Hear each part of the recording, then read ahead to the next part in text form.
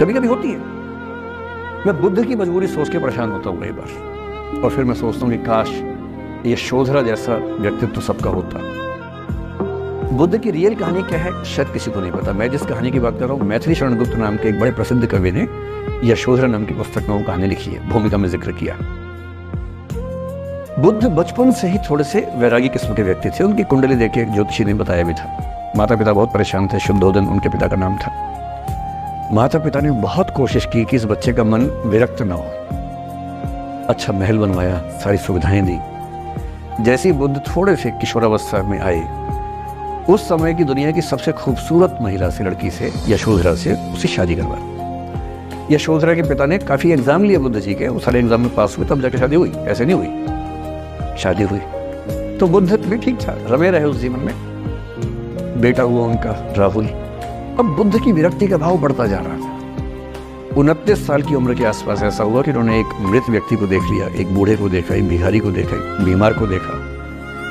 विरक्त हो गए और उनका मन हुआ घर छोड़ दूं, ज्ञान की खोज में चला जाऊं।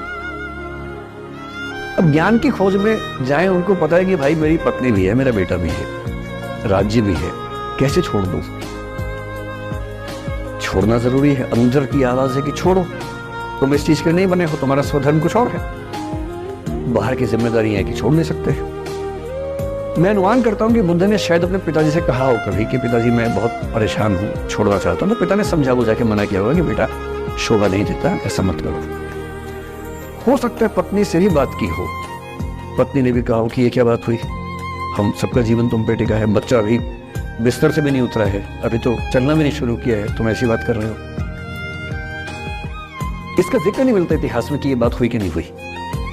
और एक दिन बुद्ध ने तय किया और वो आधी रात को पत्नी और बेटे को सोता हुआ छोड़ के चले गए। इसको बौद्ध परंपरा में महाभिनिष्क्रमण कहते हैं, बुद्ध का अपने घर से निकल जाना। तब बुद्ध चले गए। लेकिन मैथिली शरण गुप्त यशोधरा के पर्सपेक्टिव से बुद्ध को देख रहे हैं। यशोधरा बहुत परेशान है, भाई पति चला गया है, बच्चे का पिता चला गया, मजाक थोड़ा है। राजा परेशान है कि उनका उत्तराधिकारी चला गया है। यशोधरा इतनी परेशान है, बहुत लंबे समय तक छंद आते रहते हैं कि वो कितनी बेचैन है, कितनी परेशान है। लेकिन यशोधरा की सबसे बड़ी परेशानी इस बात से नहीं कि बुद्ध चले गए, इस बात से है कि बिना बताए चले गए, भरोसा नहीं किया। और वो अपनी सहेली से कहती है, सिद्धि हेतु स्वामी गए, यह गौरव की बात। मुझे गर्व है कि मेरा पति इतने महान काम के लिए गया है।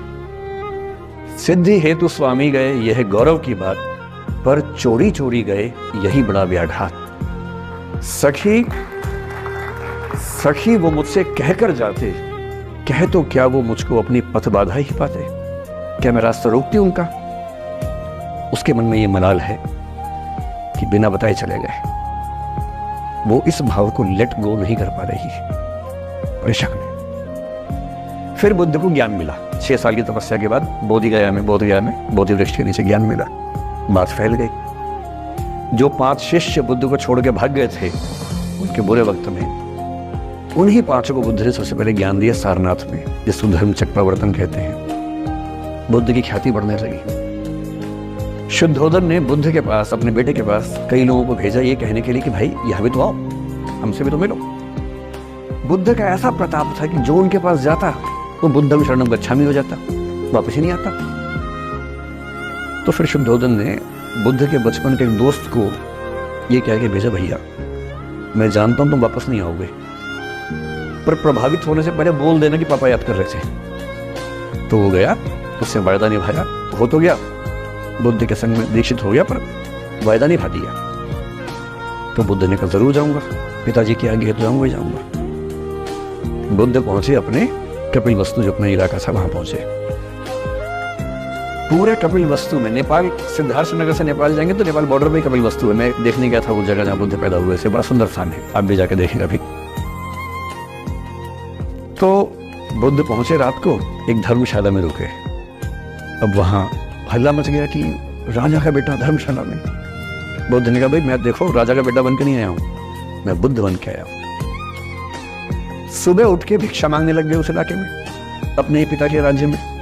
पिता ने सिर पीट लिया कि भाई क्या कर रहे हैं। फिर बुद्ध ने सूचना भिजवाई कि मैं बुद्ध हूँ, बेटा हूँ संयोग से, ठीक है मैं आ रहा हूँ मिलने के लिए, पर मैं बुद्ध हो के आया हूँ, मेरी चर्या है, नियम है, मैं भिक्षा से ही जीवन जीता हूँ।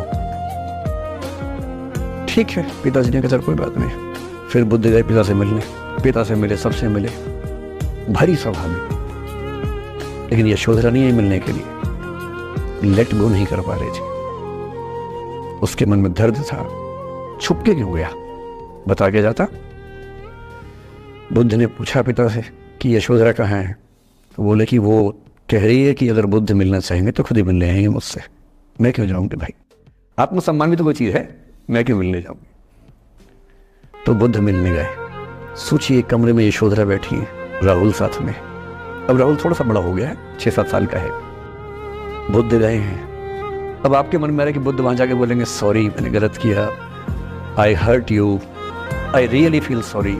बुद्ध है वो बुद्ध, वहां जाके क्या बोल रहे पता है, भिक्षाम देहि, भिक्षा दो। और यशोधरा कितनी महान महिला रही होगी, उसने अपने बेटे का हाथ बाप के हाथ में दे दिया। लेट गो का इससे महान उदाहरण दुनिया के इतिहास में नहीं है कि चलो आखिर तुमने आके झुक के कुछ मांगा तो सही। उसकी जितनी ईगो थी, अहंकार था, सब विगलित हो गया। और जो औरत परेशान थी मुझसे बिना बताया गया, उसने अपने बेटे को दे दिया कि इसको लेके जाओ, क्योंकि मैं जानती हूँ कि तुम महान काम कर रहे हो, और तुम महान काम कर रहे हो तो मैं क्यों बीच में आऊंगी भाई। मेरा पति महान काम कर रहा है तो मुझे खुशी होनी चाहिए, और तुम्हारी उस खुशी में मैं क्यों पीछे हटूं। बस मुझे भरोसे में लेके जाते तो कभी कभी होती है। मैं बुद्ध की मजबूरी सोच के परेशान होता हूँ कई बार, और फिर मैं सोचता हूँ कि काश यशोधरा जैसा व्यक्तित्व सबका होता। बुद्ध की रियल कहानी क्या है शायद किसी को नहीं पता। मैं जिस कहानी की बात कर रहा हूँ, मैथिली शरण गुप्त नाम के एक बड़े प्रसिद्ध कवि ने यशोधरा नाम की पुस्तक में वो कहानी लिखी है, भूमिका में जिक्र किया।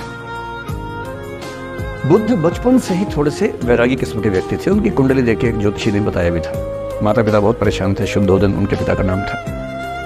माता पिता ने बहुत कोशिश की कि इस बच्चे का मन विरक्त न हो। अच्छा महल बनवाया, सारी सुविधाएं दी। जैसे ही बुद्ध थोड़े से किशोरावस्था में आए, उस समय की दुनिया की सबसे खूबसूरत महिला से, लड़की से, यशोधरा से उससे शादी करवा दी। यशोधरा के पिता ने काफी एग्जाम लिए बुद्ध जी के, वो सारे एग्जाम में पास हुए। तब फिर शुक्ल जी को लगा कहीं कंफ्यूजन ना हो जाए कि प्रेम और श्रद्धा एक ही बात तो नहीं होती है। खटाक से लाइन से बताया कि प्रेम और श्रद्धा में क्या अंतर है। आप भी लाइन खींच के कुछ अंतर नोट कर लीजिए, आपको ध्यान रहेगा उससे। प्रेम और श्रद्धा में क्या अंतर है वो बताने के लिए शुक्ल जी की प्रेम की एक खास धारणा है, और वो कहते हैं कि प्रेम इज नॉट इक्वल टू लोभ। और लोभ का मतलब वही होता है जिसको आप लोगों की भाषा में इनफैचुएशन कहते हैं। इनफैचुएशन के लिए हिंदी में क्या शब्द है? आकर्षण, आसक्ति, आसक्ति भी कह सकते हैं। हाँ ठीक है, आकर्षण ज्यादा ठीक शब्द है उसके लिए मेरे ख्याल से। आकर्षण जैसे होता है ना, कुछ लोग दिल हथेली में लेके चलते हैं एकदम, अचानक कहीं ढेर हो गए। दोस्तों ने अरे कहां चला गया, उठाया, क्या हुआ भाई? अरे यार अभी एक गई थी, मैं मर गया उसके ऊपर। क्या हुआ था, कौन था? अरे पूछो नहीं यार, ये नहीं पता। मुखबरी थी, परी थी। मतलब मुखबरी क्या होता है? तो कोई किसी को देखा और एक लड़की को देखा तो ऐसा लगा ये हो गया वो हो गया। एक वो है ड्रीम गर्ल, किसी शायर की गजल, ड्रीम गर्ल। देखा नहीं है, नाम नहीं पता, कुछ नहीं पता है, हवा में ही चल रहा है कार्यक्रम। रत्नसेन हो गया आदमी, हाय हाय करता हुआ टांकियों से पहाड़ खोदेगा, इस मूड में आ गया है। और कुछ लोग इसी को बोलते हैं प्यार, और कुछ गधे बोलते हैं सच्चा प्यार तो पहली नजर में होता है। पहली नजर में गधापन होता है, कुछ नहीं होता, कोई प्यार व्यार नहीं होता, बकवास होती है। तो जो पहली नजर में गधापन होता है उसको लोभ कहते हैं। ठीक, क्या हो गया? हाँ तो होता वही है। तो अगर आपको कभी ऐसा लगे पहली नजर में प्यार हो गया, कुछ नहीं है, बकवास बात है, कोई प्यार व्यार नहीं है। ये केवल और केवल लोभ है, आकर्षण है, जो रूप का लोभ है। रूप को देखकर आसक्त हो जाना, उसकी कामना करने लगना, ये लोभ का लक्षण है। शुक्ल जी का मानना है कि प्रेम तो परिचय से होता है। इनका सिंपल फार्मूला है प्रेम का, प्रेम का मतलब है रूप लोभ प्लस परिचय। ये केमिकल इक्वेशन जैसी बने, साथ में लिखो प्रेम। रूप लोभ परिचय बराबर प्रेम, दोनों चीज होनी चाहिए। परिचय बहुत गहरा है किंतु लोभ होता ही नहीं, कभी साथ बैठने का मन नहीं करता है, तो प्रेम थोड़ा ना है, परिचय है। एक्वेंटेंसेस बहुत सारे होते हैं, बहुत परिचय जीवन में होते हैं। दोस्ती बहुत सघन है किंतु दोस्ती में ऐसा भाव आता ही नहीं एक क्षण के लिए भी, तो दोस्ती है, परिचय है, प्रेम नहीं है। तो जब आप कहें कि मैं किसी से प्रेम करता हूं या करती हूं, तो दो लक्षण जरूरी हैं। पहला, उस व्यक्ति के रूप के प्रति आसक्ति का भाव होना चाहिए। बड़ा स्मार्ट है मुंडा, जब तक ये भावना है मन में, या मुंडी मुंडी बोलते हैं, कुड़ी कुड़ी बोलते हैं मुंडी तो खोपड़ी हो जाएगी, है ना। कुड़ी बहुत सोनी है, जब तक ऐसा भाव ना आए मुंडे के मन में, तब तक प्रेम की शुरुआत नहीं। लेकिन ये पर्याप्त नहीं है, इसकी दूसरी शर्त क्या है? परिचय। जैसे कृष्ण ने राधा को देखा, राधा ने कृष्ण को देखा, फिर मुड़ के देखा, वो प्रेम नहीं, वो आसक्ति शुरू हो गई है। उसके बाद प्रेम तो हुआ परिचय से। एक धार दोहनी पहुंचावत एक धार जह प्यारी ठाड़ी। वो रोज एक दूसरे घर में घुस के अपनी भाभी सासू माँ से बात करते करते, कृष्ण से बात करते करते जो प्रेम हुआ ना, असली प्रेम तो वो प्रेम है। ये शुक्ल जी का कंसेप्ट है। तो पहली बात, प्रेम और लोभ के अंदर स्पष्ट हो गया। तो लोभ के साथ जब परिचय जुड़ेगा तब बनेगा प्रेम। तो कह रहे हैं कि प्रेम और श्रद्धा में बहुत सारे अंतर हैं। जल्दी से टेबल में लिखिए। नंबर 1, प्रेम में लिखिए निश्चित कारण नहीं, और श्रद्धा में लिखिए निश्चित कारण होना जरूरी। किसी से प्रेम हो जाए, लोग बोलें कि उससे प्रेम क्यों हुआ, आप क्या कहेंगे? अरे यार, हो गया तो हो गया, जब दिल आया क पे तो ख क्या चीज है। ये मत पूछो क्यों हुआ, बस हो गया। कोई पूछे आपको उस व्यक्ति के प्रति, महात्मा गांधी के प्रति श्रद्धा क्यों है? अरे महात्मा गांधी ने ये किया ये किया ये किया, इसलिए है। ठोस कारण होना चाहिए। श्रद्धा ऐसे नहीं कहेंगे बस श्रद्धा हो गई तो हो गई, ऐसे नहीं होता है। श्रद्धा के ठोस कारण होना जरूरी है। इतना खो खो काहे कर रहे हैं आप लोग? सामान्य बात है, कुछ खास बात है। अभी है 20 मिनट भाई।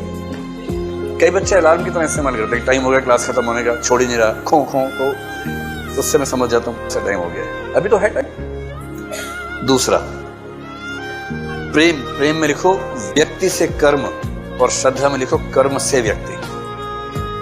प्रेम में पहले व्यक्ति आएगा, फिर उसे कर्मों पर ध्यान जाता है, क्योंकि व्यक्ति से प्रेम हो गया। और जब आप एक खास किस्म की प्रेम दशा में होंगे तो उस समय उस व्यक्ति के सारे कर्म अच्छे लगेंगे आपको। नीच से नीच कर्म भी अच्छा लगेगा उस समय उसको। नायक सिगरेट पी रहा, छल्ले छोड़ रहा, बोलिए आह क्या छल्ले छोड़ता, ऐसे छल्ले कोई नहीं छोड़ सकता जैसे मेरा वो छोड़ता है, उसको कोई नहीं छोड़ सकता, क्योंकि प्रेम की स्थिति है, प्रेम की स्थिति है। नायक भी उतना ही दोष है। नायिका ने छींका, कह रहा क्या छींकती हो यार, तो गजब, इतनी छींक देखी, लेकिन ऐसी छींक, पवित्र छींक आज तक कभी नहीं देखी है। क्योंकि इसके दिमाग में क्या हो रहा है ना, व्यक्ति से कर्म की ओर जा रहे हैं। पहले प्रेम तो है, जब प्रेम हो ही गया तो फिर हर चीज अच्छी लग रही है। कुछ दिन रहता है, उसके बाद छींकी लगती है, उसके बाद ये कुछ दिन की अवस्था है। उसके बाद दूसरी तरफ क्या है? कर्म से व्यक्ति। पहले कर्म महान है तो व्यक्ति की श्रद्धा होगी। तो प्रेम में व्यक्ति के प्रति भाव है, उससे कर्म भी अच्छे लग रहे हैं। श्रद्धा में कर्मों के प्रति श्रद्धा है, और क्योंकि कर्म एक व्यक्ति विशेष से जुड़े हैं तो उस व्यक्ति पे श्रद्धा शिफ्ट हो जाती है। तीसरा, प्रेम में लिखो संकीर्ण मनोभाव है, शेयर नहीं कर सकते। और श्रद्धा में लिखो विस्तृत मनोभाव है, शेयर कर सकते हैं। हिंदी में परीक्षा में शेयर मत लिख के आना, साझा। जैसे आप किसी से कहेंगे मुझे महात्मा गांधी में बहुत श्रद्धा है, दूसरा क्या मुझे भी है, आप कहेंगे वाह यार मजा आ गया, मजा आ गया, तुझे भी है मुझे भी है, चलो चाय पीते हैं। आप बहुत उत्साहित हो गए। नेक्स्ट डे उसने कहा कि मैं कल से प्यार करता हूं, आपने कहा मैं भी। अब वो निकालेगा जूता अपना और एकदम छोड़ गया घर तक की कमर, आंख निकाल लूंगा अगर देखा उसकी ओर तो तेरी भाभी है, जो हिंदी बैठ के कॉलेजों में चलता है सिद्धांत वो वाला, या तेरे जीजू हैं अगर उसको देखा तो नो चलूंगी मुंह तेरा कम वक्त। इसका मतलब क्या है कि प्रेम के भाव में शेयरिंग का भाव नहीं आता, जबकि श्रद्धा के भाव में शेयरिंग का पूरा स्कोप है। नंबर 4, प्रेम में लिखिए दो ही पक्ष हैं, प्रेमी और प्रिय। प्रेम के नीचे लिखना है दो ही पक्ष हैं, प्रेमी और प्रिय। और फिर आ जाइए इस तरफ श्रद्धा में 3 पक्ष हैं, श्रद्धालु, श्रद्धेय और श्रद्धेय के कर्म। श्रद्धालु, श्रद्धेय और श्रद्धेय के कर्म। ये बात वही है जो पहले कही गई थी ना, तो उसमें कर्म जरूरी है, केवल दो व्यक्तियों की बात नहीं है, उसके बीच में श्रद्धेय व्यक्ति के कर्मों की बड़ी भूमिका है। पांचवा, प्रेम में लिखिए वैयक्तिक भाव और श्रद्धा में लिखिए सामाजिक भाव।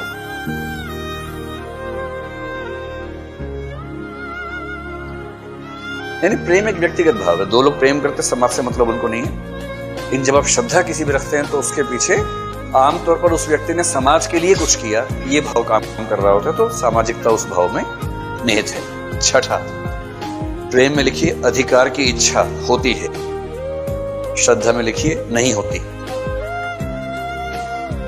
प्रेमी प्रेमिका एक दूसरे पूरा अधिकार इतने पॉजेसिव हो जाते हैं कि जैसी घोषणा होती है आज से हम प्रेमी प्रेमिका हुए, फिर उसके बाद तुरंत होता है पासवर्ड दो अपना ईमेल का पासवर्ड दो, व्हाट्सएप का दो, फोन का पासवर्ड दो, फेसबुक का पासवर्ड दो, मैसेंजर का पासवर्ड दो, और नहीं दिया तो धोखा हो रहा है। तो लोग भी सियाने हैं, दो फोन रखते, दो अकाउंट रखते हैं, एक का दे देते हैं, दूसरे से सार्वजनिक संबंध रखते हैं। तो ये जो अधिकार है ना, जैसी नायक आए, नायिका ने उसे फोन चेक किया खटाखट, ये कौन है चुड़ैल, इसका जो फोन आया हुआ है। अब ये जो सारा खेल चल रहा है ना, ये कौन सा खेल चल रहा है, ये अधिकार भावना है। और अधिकार भावना जिसमें जितनी ज्यादा दिखे, इसका मतलब वो अंदर से उतना ही डरा हुआ है, उसको लग रहा है इनसिक्योरिटी बहुत ज्यादा है। भाई जब दो लोग प्रेम करते हैं, एकदम शुद्ध बराबरी तो होती नहीं है, तो उनमें से एक तो लगता रहता है कि कहीं इसे सब कुछ ज्ञात हो गया तो ये छोड़ ना दे, क्योंकि इसको मुझसे अच्छे ऑप्शन मिल जाएंगे, मुझे नहीं मिलेंगे। तो जो असुरक्षा में है वो हमेशा बोलता है शादी कर लो, शादी कर लो, जल्दी कर लो शादी। और जो सुरक्षित है बोलता है अभी क्या करेंगे, आराम से करेंगे, क्या जल्दी है, पेरेंट्स से बात करेंगे, फिर दादा दादी से बात करेंगे, नाना नानी से बात करेंगे, गांव से बात करेंगे, जल्दी किस बात की है। तो जो असुरक्षित है वो हमेशा ऐसी हरकतें ज्यादा करेगा, नौटंकी ज्यादा करेगा, सुसाइडल अटेम्प्ट लेने का प्रयास करेगा, कुल मिला के दबाव बना के किसी तरह से स्थायी रूप से कब्जा हो जाए। आज से तू मेरी प्रॉपर्टी है, अब शादी हो गई, पट्टा बंध गया है, अब पट्टे के अंदर बंधा रहे और चल जैसे कहूं, हाथ ऐसे करो, हाथ ऐसे करो, शाबाश। ये तो ये प्रेम की दुनिया में अधिकार भावना बहुत ज्यादा है, और जिसने अधिकार भावना ज्यादा रखी उसके हाथ से व्यक्ति निकला। भले एक समय के बाद ये हो सकता है कि व्यक्ति बाध्यताओं में उसके साथ है, किंतु दिल से उसके साथ रह ही नहीं सकता। भाई किसी को अगर वस्तु का ट्रीट करोगे तो व्यक्ति की तरह कैसे बिहेव कर सकता है।